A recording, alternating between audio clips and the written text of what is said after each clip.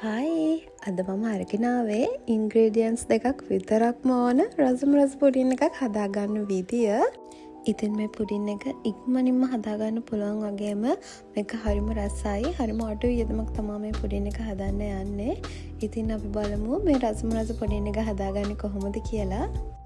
මේ පුඩින් එක හදාගන්න අපිට ඕන කරන්නේ ජෙලි පැකට් එකක් සහ යෝගට් දෙකක් විතරයි. ඉතින් අපි මුලින්ම මේ ජෙලි පැකට් එක පැකට් එකේ සඳහන් වෙලා තියෙන විදියට හදාගෙනමු.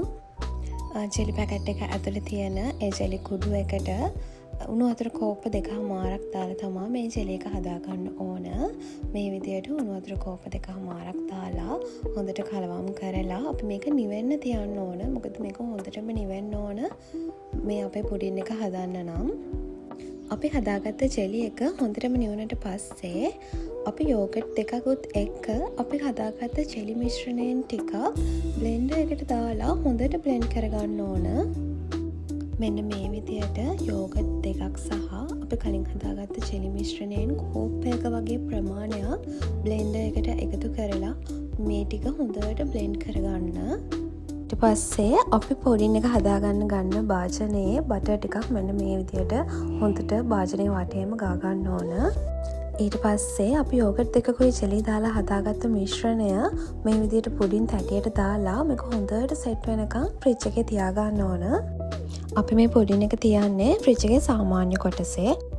අපි දාගත්ත මිශ්‍රණය හොඳට සෙට් වුණාට පස්සේ අපි කලින් ඉතුරු කරගත්ත ජෙලි ටික මේකට උඩින් දාගන්න ඕන. ඇත්තටම මට නම් මේ පුඩින් එක හදන්න පුදුම හදිස්සියක් තිබ්බේ.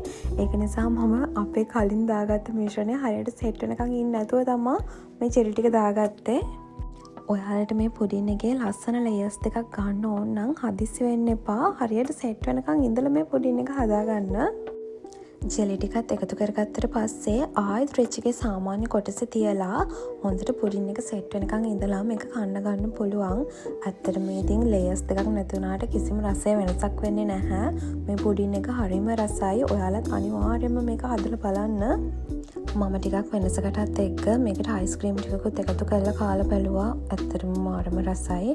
ඔයාලත් අනිවාර්යයෙන්ම මේ පුඩින් එක හදලා try කරලා බලලා කමෙන්ට් එකක් දාන්න. ඉතින් මේ වගේ තවත් රස වීඩියෝස් බලන්න මගේ channel එක subscribe කරලා තියාගන්න.